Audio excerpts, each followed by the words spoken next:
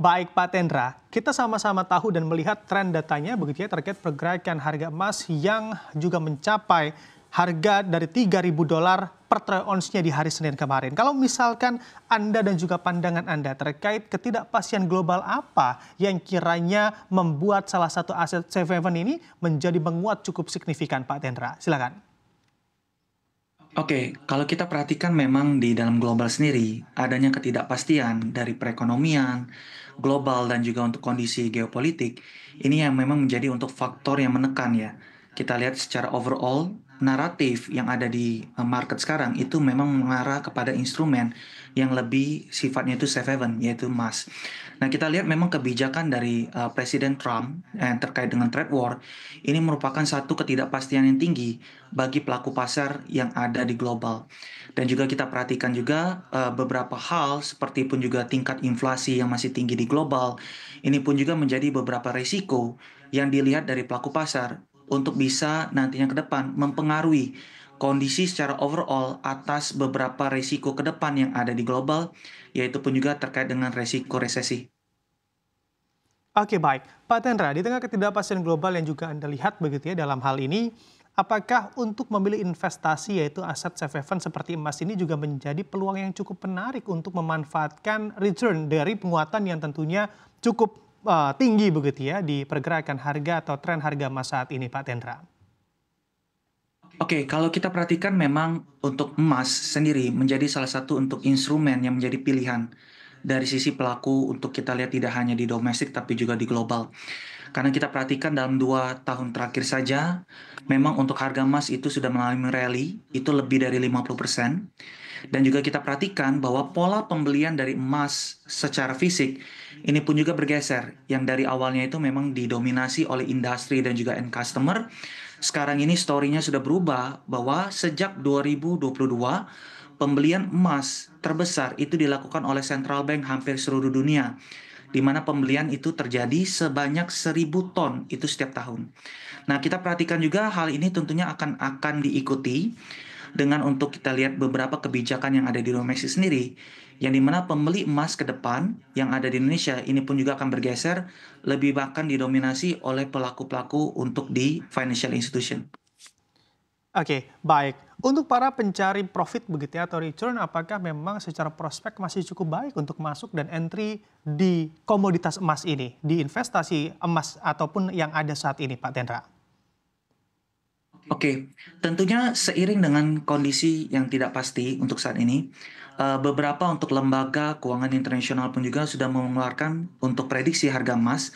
Salah satunya dari Macquarie, itu yang memprediksikan harga emas dunia itu bisa menembus angka 3.500 US dollar per troy ounce ini di third quarter tahun 2025. Nah, kita juga lihat bahwa emas dalam rupiah ini memiliki untuk satu kondisi yang lebih unik lagi, karena harga emas dalam rupiah ini pun juga memberikan untuk sebenarnya benefit yang lebih kepada pemegang untuk di dalam negeri. Karena selain memberikan untuk satu nilai tambah untuk memang bisa menahan inflasi, yang faktor kedua yaitu terkait dengan pelemahan nilai tukar.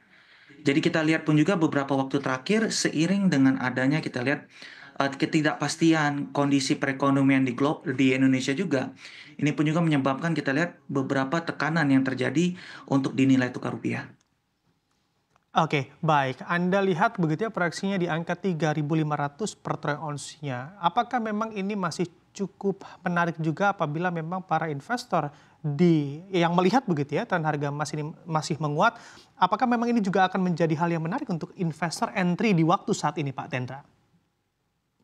Oke, ini pertanyaan yang selalu untuk muncul ya. Kapan saat yang terbaik untuk beli emas? Nah, jadi memang kita perhatikan polanya. Pembelian emas itu sebaiknya dilakukan untuk secara rutin, berkala. Itu setiap bulannya. Memang dari segi masyarakat Indonesia bisa mengalokasikan itu sebesar 10 hingga 15% dari penerimaan atau pendapatan mereka setiap bulannya untuk dibelikan emas.